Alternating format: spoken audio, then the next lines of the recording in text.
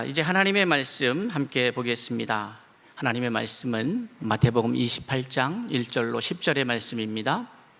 마태복음 28장 1절로 10절의 말씀입니다. 안식일이 다 지나고 안식 후 첫날이 되려는 새벽에 막달라 마리아와 다른 마리아가 무덤을 보려고 갔더니 큰 지진이 나며 주의 천사가 하늘로부터 내려와 돌을 굴려내고 그 위에 앉았는데 그 형상이 번개 같고 그 옷은 눈같이 희거늘 지키던 자들이 그를 무서워하여 떨며 죽은 사람과 같이 되었더라. 천사가 여자들에게 말하여 이르되 너희는 무서워하지 말라. 십자가에 못 박히신 예수를 너희가 찾는 줄을 내가 아노라. 그가 여기 계시지 않고 그가 말씀하시던 대로 살아나셨느니라. 와서 그가 누우셨던 곳을 보라. 또 빨리 가서 그의 제자들에게 이르되 그가 죽은 자 가운데서 살아나셨고 너희보다 먼저 갈릴리로 가시나니 거기서 너희가 배우리라 하라. 보라, 내가 너희에게 일렀느니라 하거늘 그 여자들이 무서움과 큰 기쁨으로 빨리 무덤을 떠나 제자들에게 알리려고 다름질할세 예수께서 그들을 만나 이르시되 평안하냐 하시거늘 여자들이 나아가 그 발을 붙잡고 경배하니 이에 예수께서 이르시되 무서워하지 말라. 가서 내 형제들에게 갈릴리로 가라 하라. 거기서 나를 보리라 하시니라. 아멘. 부활의 아침을 맞이한다는 것은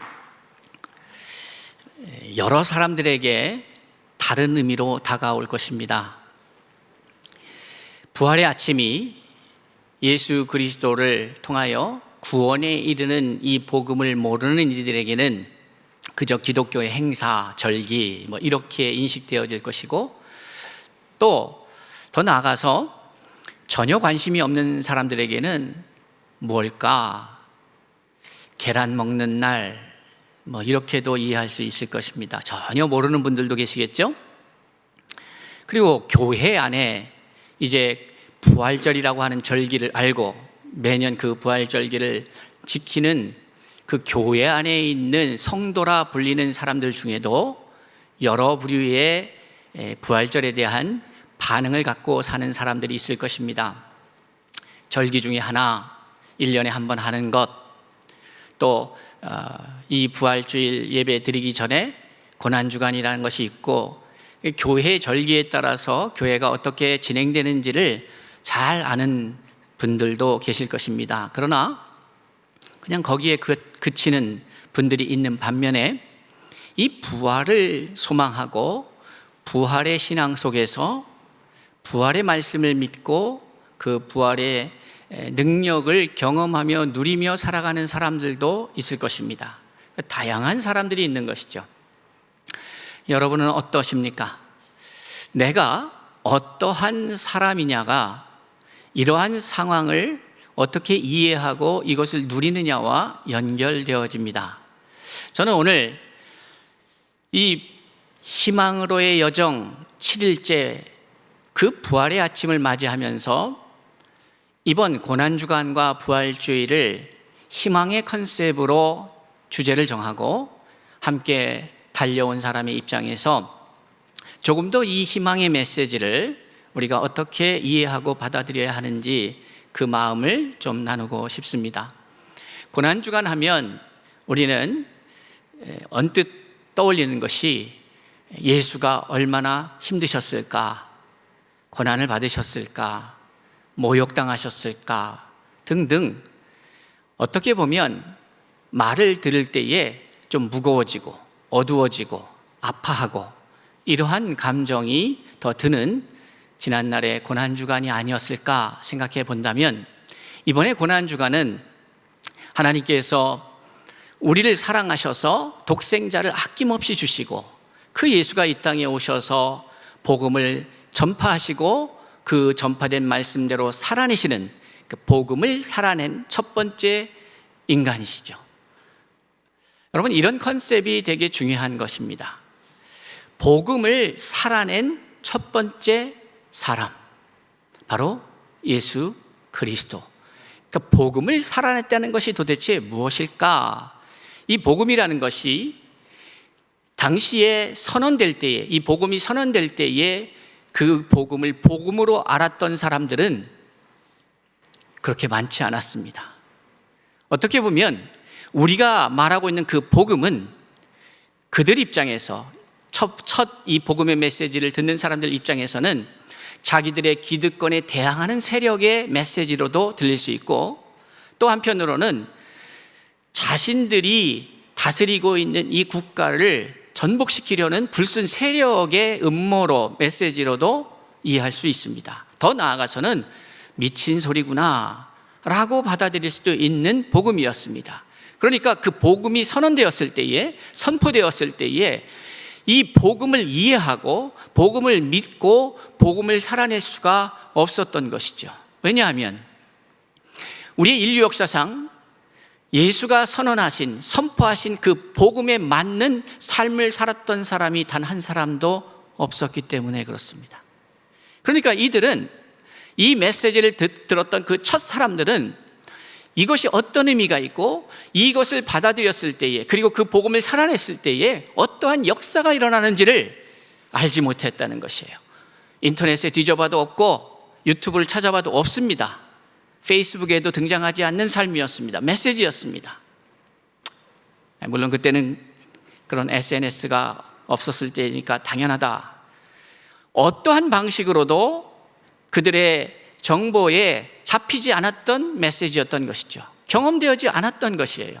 그러다 보니까 참으로 두렵고 떨림으로 그것을 조심스럽게 그 복음에 다가가는 사람이 있었는가 반면에, 어떤 사람은 2주도 안 되니까 내가 이렇게도 살아보고 저렇게도 살아보고 했는데 안 된다. 나라는 노마의 식민지로 살아가고 있고 이게 뭐야, 될 대로 되라. 한번 마지막으로 내가 베팅을 한번 해볼까 라는 마음으로 예수에게 관심을 가졌던 사람들도 있었을 것 같습니다. 지푸라기를 잡는 심정으로. 어떤 사람들은 이 메시지는 내가 전에 들어본 적이 없었던 거야. 도대체 뭘까? 이 사람은 뭘까? 이 사람은 나사렛에서 자랐다고 하는데, 배움이 적다고 하는데, 또 주변의 이야기를 들어보니까 목수로 또 소년 가장으로 어렵게 삶을 꾸려왔다고 하는데, 저 사람은 어떻게 해서 저런 깨달음 속에서 저 말을 하는 걸까? 라고 궁금해서 관심을 가졌던 사람들도 분명히 있을 것입니다. 지적 호기심이 되었던, 현실의 삶을 부정하고 이것을 어떻게든지 벗어나려고 몸부림치는 그 필사의 노력이 되었던 어떤 시기였던 예수의 메시지에 관심을 가질 수 있습니다. 따라다니다 보니까 들녘에서 빵을 주고 물고기도 주고, 나중에 후에 들어보니까 이게 12방줄이나 남았대더라. 근데 그걸 어디서 샀대? 산 거 아니야. 예수가 그 어린아이의 도시락, 한 끼 도시락을 가지고 보리떡 5개와 물고기 2마리를 가지고 그렇게 많은 사람을 먹였대더라. 그런 설도 있어. 등등. 그 하나님의 아들 예수 그리스도가 이 땅에서 전하신 복음, 살아내신 복음, 그것을 직접 그 시대에 경험했던 사람들조차도 그것을 믿고 따르는 이가 없었다는 것입니다. 이해합니다. 그리고 어느 부분은 정말 저 역시도 그 당시에 있었더라면 그들과 같았겠다 하는 생각이 듭니다.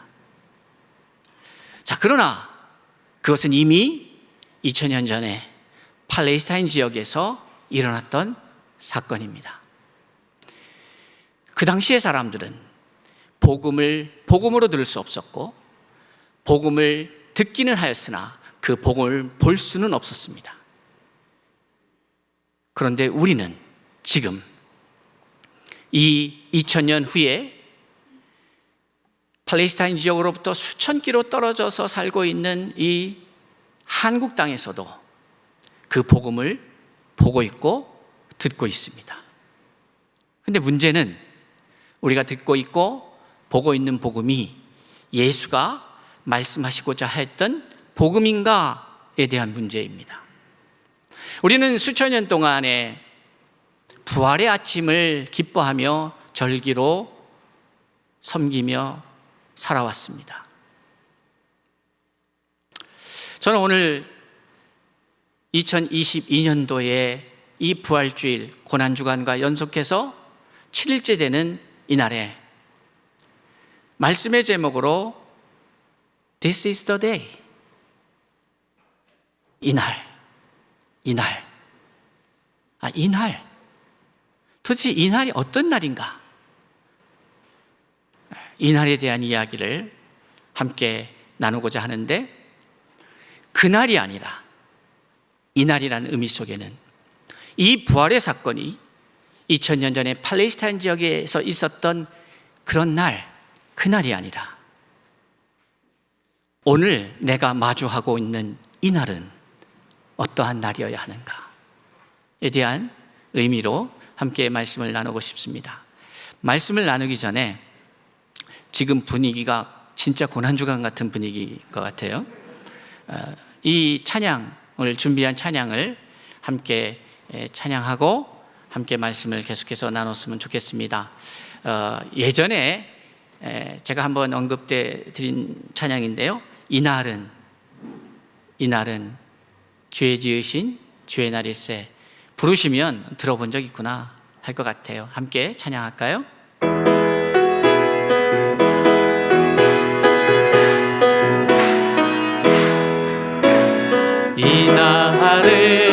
이날은 주의 지으신 주의 날일세. 기뻐하며 즐거워하세. 이날은 주의 날일세. 기뻐하고 즐거워하세. 이날은 주의 날. 이날은 한 번 더 찬양합니다. 이날은 나의 모든 죄 사함 받은 날. 기뻐하며 즐거워하세. 이날은 주의 날일세. 기뻐하고 즐거워하세. 이날은 주의 날. 3절 찬양하겠습니다. 이날은 우리 주님이 부활하신 날. 기뻐하며 즐거워하세. 이날은 주의 날일세. 기뻐하고 즐거워하세. 이날은 주의 날일세. 아멘. 수십 년 만에 불러보는 찬양 같습니다. 이날은 주의 부활의 날입니다. 자, 그러면 이제 우리는 어떠한 삶을 살아야 할까? 무슨 말씀인가 하면 2000년 전에 복음이라고 하는 것을 듣고 그 복음을 이해할 수 없었던 사람들이 살았던, 복음을 믿을 수 없었던 사람들이 살았던, 복음을 겪어보지 못한 사람들이 살았던 삶이 있고, 이제 이 날을 기뻐하면서 즐거워하면서 이 찬양이 우리의 기쁨이 되고 즐거움이 된다는 것은 내가 그 복음, 2000년 전에 선포되었던 그 복음, 2000년 전에 살아내어졌던 그 복음, 그것을 믿고 오늘을 살아가는 나의 입장에서 그러면 어떤 삶을 살아야 하는가? 그것을 몰랐던 사람, 믿을 수 없었던 사람이 살았던 삶과 이것을 이제 알고 있는, 그리고 그 복음의 삶이 어떤지를 보고 있는 저와 여러분이 살아가야 될 삶이 같을 수 있을까? 절대로 같을 수 없죠. 절대로 같을 수가 없습니다. 여러분, 성경을 읽으실 때에 우리는 조심해야 합니다. 매우 조심해야 합니다. 무엇을 조심해야 하는가 하면 성경의 이야기를 보면서 와, 하나님이 정말 위대하시구나. 와, 예수님이 정말 대단하시구나. 이러한 시각으로 성경을 보는 그곳에 머무는 신앙입니다.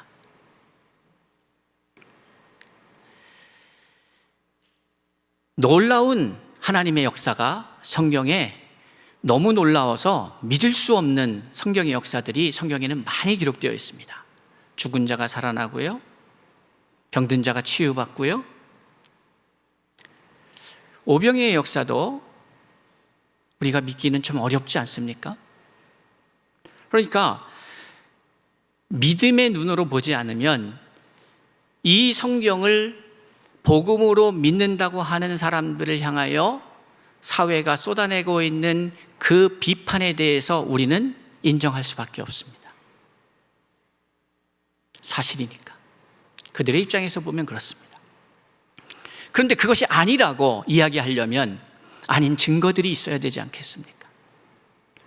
우리가 당신들이 말하는 이것은 그저 이스라엘의 역사 아니냐, 아니면 이것은 편집되고 그저 만들어진 이야기 아니냐, 이것은 그저 너희들이 광신자들이 추종하는 그런 내용이 아니냐라고 하는 말에 대해서 아니다, 이것은 사실이었고 지금도 사실이고 앞으로도 사실이다 라고 얘기하려면 결국 오늘을 살고 있는 저와 여러분들이 그것을 증명해내야 될 책임이 있는 것이죠. 그래서 예수님께서는 너희가 성령을 받아야 된다. 성령을 받으면 권능을 받을 것이고, 권능을 받고 나서는 너희가 어떻게 변하느냐? 예루살렘과 온 유대와 사마리아와 땅끝까지 이르러 내 증인이 될 것이다. 이렇게 말씀하신 것이죠. 그러니까 싸울 필요가 없는 겁니다. 여러분, 예수 믿으라고 권면할 필요가 없죠. 뭐 집회가 있다고 집회 오라고 얘기할 필요가 없어요. 왜요? 그 복음을 들은 사람들, 그 집회에 참석한 사람들의 변화의 삶, 그들이 그 복음을 만난 사람과 그 복음을 만나지 못한 사람들의 차이를 명확하게 이해할 수 있다면, 명확하게 확인할 수 있다면, 그것은 우리가 권면하거나 우리가 강권할 필요도 없이 그것을 경험한 사람들에 의해서 증명되기에 그 필요를 느낀 사람들은 그것을 찾게 되어 있는 것이죠. 저는 오늘 이 본문의 말씀 속에서 이러한 두 가지 입장, 믿지 못하던 사람들의 삶과 믿는 사람들의 삶의 차이가 얼마나 큰지, 그리고 사실 이 후자에 속하는 이것을 믿는 사람들의 삶의 몫은 당시에 2000년 전에 이 복음을 첫 번째로 들었던 사람들의 몫이 아니라 바로 오늘을 살고 있는 저와 여러분의 몫이라는 사실입니다. 다시 말씀드립니다.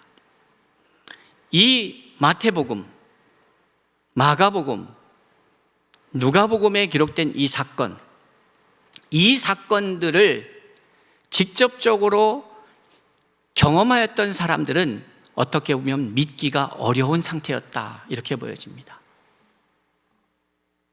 부활하지 않았기 때문에 부활에 대한 말씀을 믿기는 어려웠죠. 복음을 전해 들었으나 그 복음의 실체를 경험한 적이 없기 때문에 믿기가 어려웠습니다. 그런데 저와 여러분은 어떻습니까? 지금 그 복음을, 완성된 복음을 우리는 보고 있는 것입니다. 이 완성된 복음, 선포된 복음, 선언된 복음, 그래서 물릴 수도 없고 인간의 역사 속에서 과거라고 규정되고 있는 그 사건이었던 일이었지만, 그것은 다른 말로 의하면 이미 판명된 사건, 이미 이루어진 사건, 이미 규명된 사건이기 때문에 부인할 수 없는 사건을 믿는 저와 여러분, 그런데 오늘을 살아가고 있는 사람들 중에 저와 여러분 같은 사람도 있지만 더 많은 사람들은 이것을 경험하지 못하고 있죠. 그러면 그들이 경험할 수 있는 것은 누구를 통해서느냐? 바로 저와 여러분을 통해서 경험해야 합니다. 2000년 전에 있었던 사건이 아니라 우리를 통하여 지금도 일어나고 있는 사건, 앞으로도 일어날 사건, 이 복음으로 받아들여져야 되는 것이죠. 자, 그런 관점에서 본다면 오늘 This is the day, 이 날은 어떠한 날이었느냐, 어떠한 날이어야 하느냐, 우리가 어떠한 사람이냐에 따라서 그 어떠한 날이 결정된다고 한다면 우리는 어떠한 사람으로 오늘을 살아내야 하느냐. 오늘 본문의 말씀을 보면 두 여인이 막달라 마리아와 다른 마리아가 무덤을 보러 갔다고 말하고 있습니다. 왜 갔을까요? 마가복음과 누가복음에는 이 여인들이 준비한 물품이 소개되고 있습니다. 향품이라고 말합니다. 왜 향품을 준비했을까? 여러 학자들의 견해가 있습니다. 우리가 알다시피 유대인들은 죽은 시체를 접촉하는 것을 금하고 있습니다. 그걸 부정한 것으로 말하고 있죠. 그러니까 이러함에도 불구하고 이 향품을 준비해서 예수의 시신에 바르려고 준비하고 갔다는 것은 당시 문화적 관점에서 보면 대단한 일입니다. 어떠한 비난을 받을지 알 수 없는 유대교 세상에서 이렇게 율법을 거스르는 행동을 한다는 것이 얼마나 부적절하고 위험한 일이겠습니까? 그런데 그 새벽 미명에 이 두 여인은 향품을 준비하여서, 이날이 안식 후 첫 새벽이니까 보통 안식일 날까지는 장사를 안 하잖아요.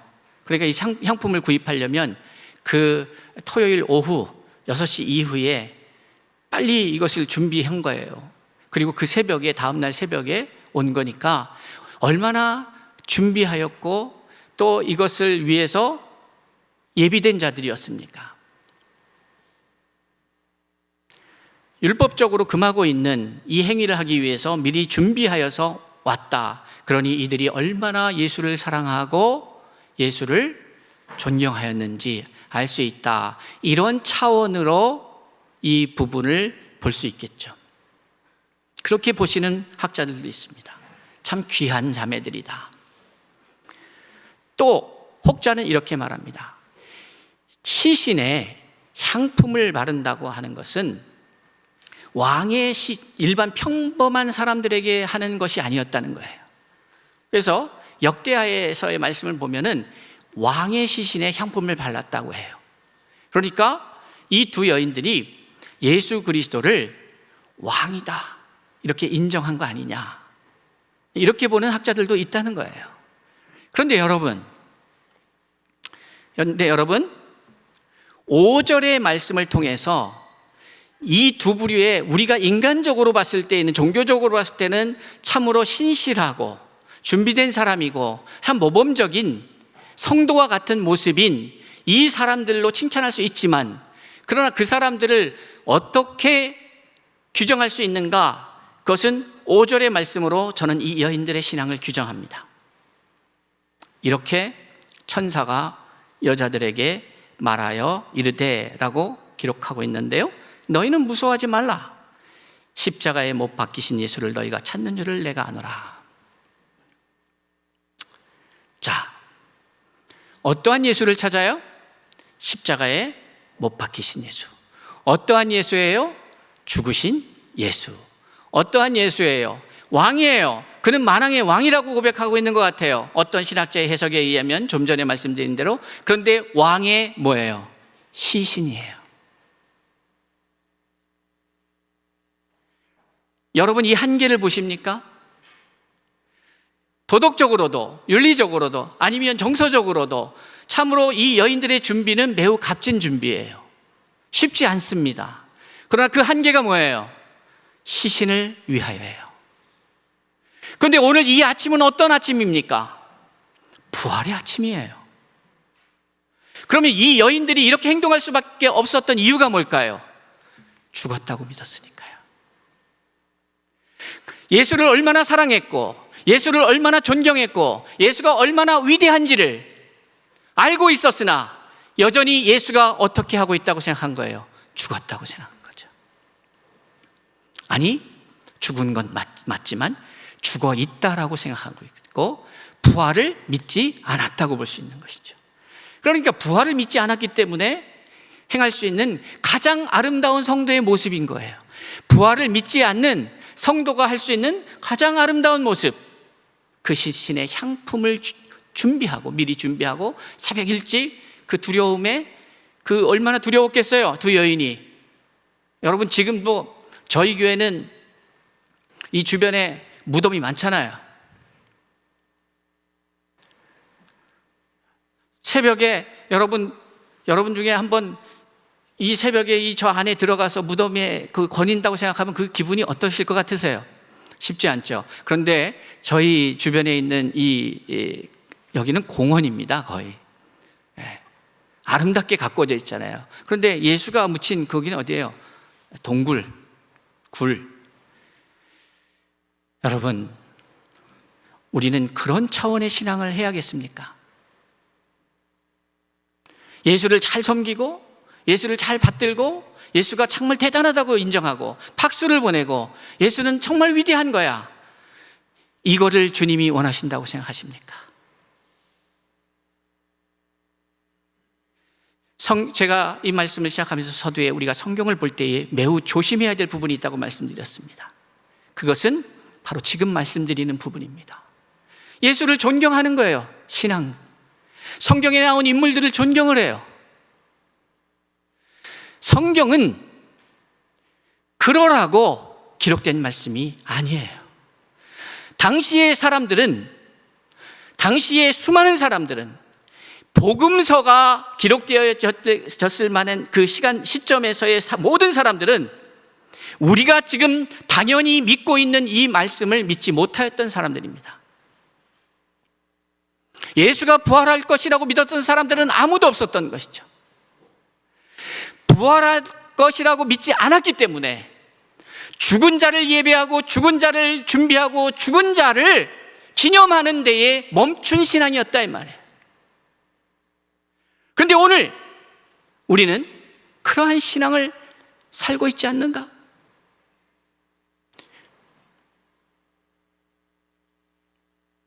예수는 분명히 말씀대로 살아나셨다라고 오늘 읽어드린 본문 말씀 6절에도 기록되어 있습니다. 말씀하시던 대로 살아나셨다. 말씀을 하셨던 거예요.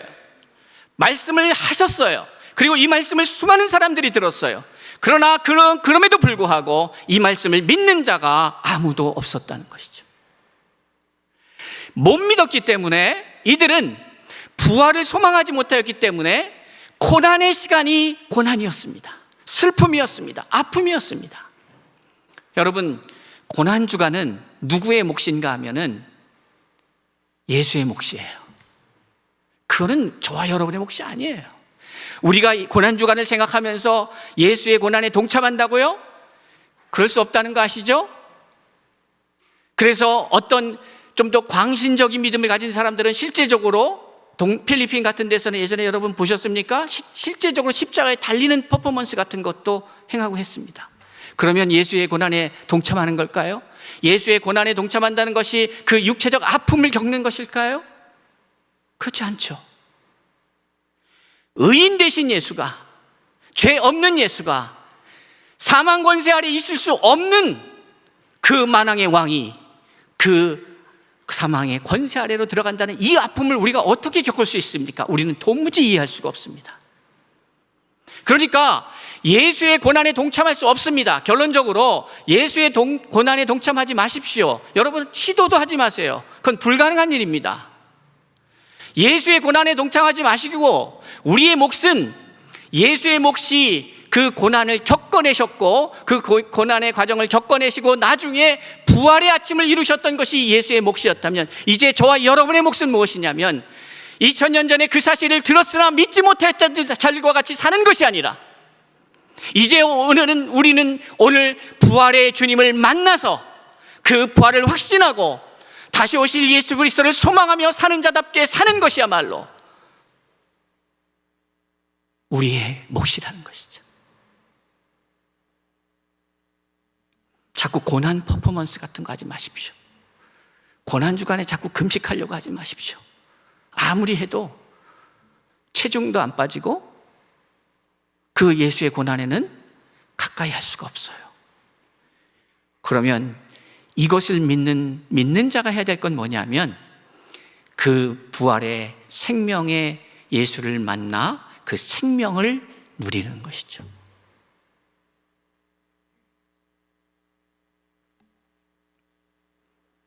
이 여인들은 예수를 정말 사랑했고 예수를 정말 아꼈죠. 그러나 우리의 신앙은 거기에 머물러서는 안 됩니다. 그들은 못 박히신 예수, 시체인 예수를 예비하였던 거예요. 그리고 그러기 위해서 7절에 보니까 그가 죽은 자 가운데서 살아나셨다. 죽은 자들이 있는 곳으로 갔던 것이죠. 분명히 예수님께서는 부활하시겠다라고 말씀하셨었고 부활하시 위에 갈릴리로 가실 것에 대한 말씀도 하셨어요. 그러면 부활을 믿는 사람들이었다면 어떻게 했어야 돼요? 예수님이 이제 죽으셨다가 부활하셨으니까 그걸 믿는 자였다면 이제 죽으셨다 부활하셨으니까 옷이 좀 일상복이 아니었을 거 아니에요. 그러니까 거기에 맞게 좀 일상복을 좀 준비하든지 3일 동안에 동굴에 있었으니까 좀 컨디션이 안 좋으실 수도 있다고 생각하든지 뭔가 부활하시고 나서 이후의 삶에 대한 준비여야 하지 않았을까요? 그것이 우리의 몫이에요.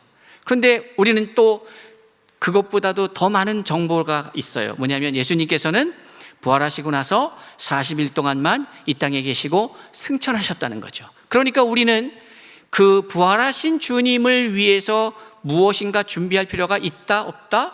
없다. 왜? 그분은 이미 승천하셨으니까. 그런데 재밌는 사실은 그가 승천하시면서 우리에게 던져주신 말씀이 있어요. 뭡니까? 너희가 본대로 다시 오리라.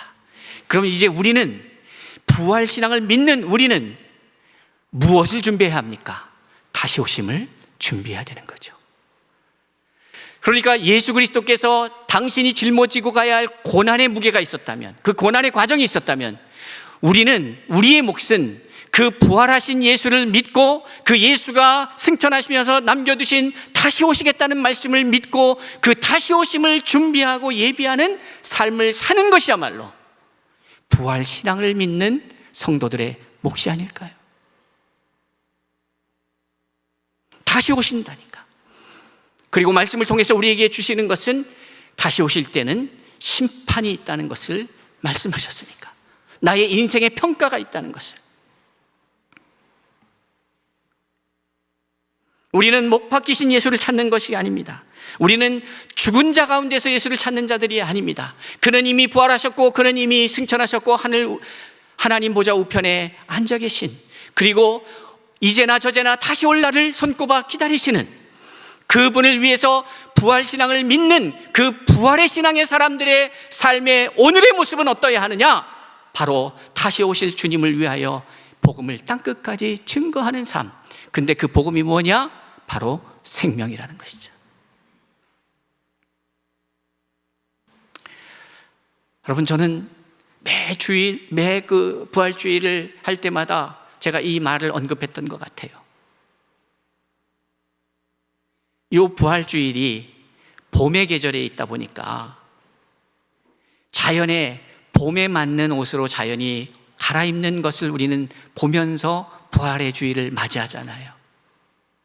다 죽은 잎사귀 같았는데, 다 죽은 나무 같았는데 살아나는 역사, 이것을 우리는 보잖아요. 이게 살아날까? 이것을 궁금해하면서 그 상황을 지켜보는 사람과 이미 살아났다는 것을 알고 믿고 살아가는 사람과는 하늘과 땅의 차이를 갖고 있지 않을까요?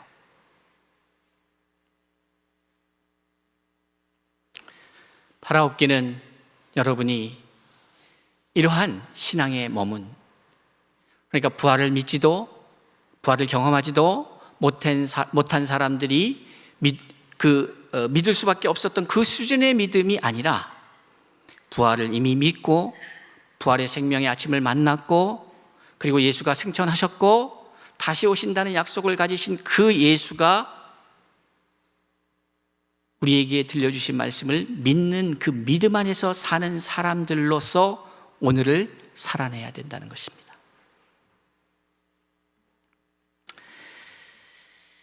그러면 그 길이 어떤 길일까요? 제가 부활신앙이라는 말씀을 드렸는데, 부활신앙이라고 하는 것은 예수가 부활할 거야를 믿는 신앙이 아니라 부활하신 예수를 믿는 자가 살아가는 삶을 말합니다.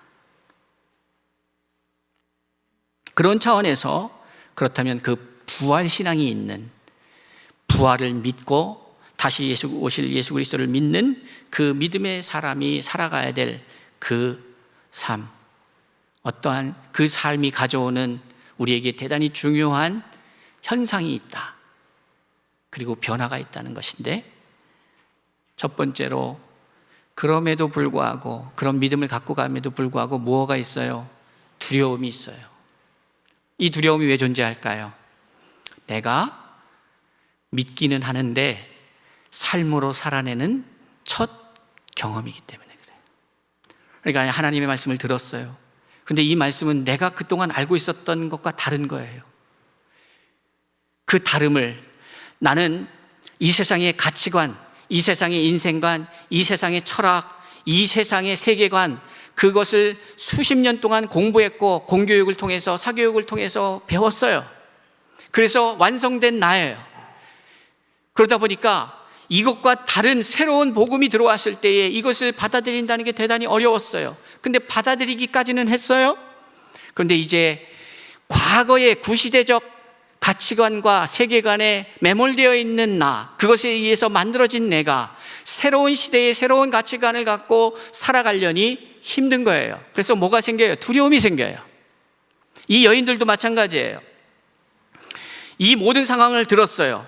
이제 여러분 8절은 이제 전혀 다른 사건이 되는 겁니다. 이들이 무덤을 보려고 갔다는 것으로 1절이 시작했지만 8절은 이제 그 스토리가 계속 진행되어서 이제 알았어요. 천사도 만났고 예수도 만났고 새로운 상황이 발생이 된 거예요. 그러니까 무덤으로 가기 전의 상황과 지금 이 상황은 전혀 다른 상황이 발생한 거예요. 그런데 이 여인들의 마음에 무덤을 향하여 나갈 때는 전혀 찾을 수 없었던 감정을 우리는 보게 됩니다. 제가 감정이라고 표현하고 있는데 사실은 감정 더 이상의 것입니다. 감정은 표현된 것이고, 이러한 표현으로, 이러한 감성으로 표현되기 위해서 그들의 밑바닥에 어떠한 변화가 있었는지를 우리는 살펴야 합니다. 오늘 사실 우리는 그것이 필요합니다. 무엇인가 하면 8절에 그 여자들이 무서움과 뭐라고요? 큰 기쁨이라는 단어가 사용되어지고 있습니다. 이 장면에서 큰 기쁨은 이 여인들이 무덤을 향하여 준비하며 나아갈 때까지만 해도 전혀 생각할 수 없었던, 자신들이 이러한 기쁨을 누릴 것이라고는 상상하지 못했던 부분이죠. 여러분 아셔야 합니다. 예수를 믿는다는 것은 우리가 상상할 수 없는 기쁨으로 들어간다는 겁니다. 여러분은 상상할 수가 없습니다. 그러니까 믿음이 그런 거예요. 내가 믿지 않았을 때의 나와 믿었을 때의 나는 내가 상상할 수 없는 기쁨으로 진입하는 거예요. 여러분 상상이 안 가니까 못 믿는 거예요. 그려지고 상상이 되면 엄마는 믿어볼까? 이게 되는데 상상이 안 되는 거예요. 그런데 우리는 이 사람들의 과거의 결론이 난 이미 행하여진 사건을 통해서 우리는 지금 이 시점에서 보고 있는 거예요. 상상할 수 없는 일이었지만 이들은 경험하였구나. 그렇다면 우리도 지금 이 시점에서, 지금 시점에서 나는 상상할 수 없다. 성경의 말씀을 들으면서 나는 믿기가 어렵다. 그럼에도 불구하고 하나님의 말씀이 내 안에 들어와서 내가 그 말씀을 믿고 그 말씀대로 살아날 때는 우리가 상상할 수 없었던 기쁨이 준비되어 있다는 사실을 우리는 이 사건을 통해서 확인하게 되는 것이죠. 그리고 나의 지인 중 믿지 않는 누군가는 그 사실을, 내가 이 여인들의 이야기를 통해서 확인했던 이 사실을 바로 여러분을 통해서 확인하게 될 것입니다. 그것이 복음의 증거자예요.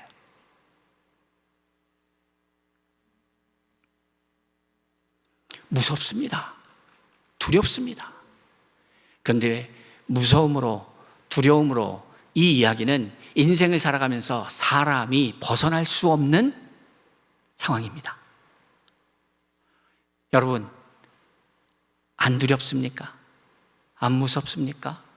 그러면 뭐냐면 약간 철이 들든 거예요. 인생은 참으로 무섭습니다. 두렵습니다. 왜냐? 내가 살아본 인생이 아니기 때문에, 걸어가 본 길이 아니기 때문에, 다 처음 겪는 거니까. 오늘 이 일이 어제 겪었던 일과 똑같다 할지라도 오늘 그 일을 마주하고 있는 나는 어제의 내가 아닙니다. 그러기에 우리는, 이 시대의 현대인들은 미래에 대한 불확실성에 대한 두려움에 힘들어하고 있는 거예요. 두려워요. 그런데 이 두려움이 절망으로 끝나는 것을 우리는 주변에서 많이 보는 거예요. 우리는 이 두려움이, 그 두려움의 결과가 두려워하던 대로 끝나는 결말들을 우리는 우리 주변에서 너무 많이 보는 거예요. 그런데 오늘 말씀은 뭐라고 얘기하고 있냐면, 두려움이 절망으로 끝나지 않고 그들이 상상할 수 없었던 기쁨으로 끝나게 되는 거예요. 그러니까 신앙이라고 하는 것은 뭐냐? 하나님의 나라는 어떠한 나라냐? 이 땅에서 검증되지 않았고 이 땅에서 잘 경험되지 않았던 그 길을 내가 지금 걸어가야 된다. 우리는 각자 그 길을 걸어갑니다. 그러기에 두려움이 있습니다. 그러나 분명한 사실은 성경은 큰 기쁨을 말하고 있다는 것이죠. 여러분, 복음을 전한다는 것은 자기야 우리 교회 가자, 예수 믿어, 교회 다녀, 이게 복음 전도가 아닙니다. 여러분, 그것을 속으면 안 돼요. 여러분이 그렇게 오셨다면 그건 복음이 아니에요. 복음이라고 하는 것은 바로 이거예요. 두려움에 떨던 내가 예수 그리스도의 부활신앙으로 살다 보니 두려움이 아닌 희망과 기쁨과 소망 속에서 하루하루를 생명력 있게 살아가는 나의 그 모습이 복음이에요. 여러분 내면을 향하여 물으셔야 합니다. 나는 그 생명의 복음을 날마다 경험하고 있는가? 교회를 다니라고, 뭘 위해서 여러분이 교회를 다니셔야 합니까? 여러분의 종교 행위가 하나님을 위한 겁니까? 다 쓸데없는 일이죠. 여러분이 하고 있는 수많은 행위를 하나님은 하나도 필요하지 않는 분인데, 하나님의 진짜 원하는 건 뭐예요?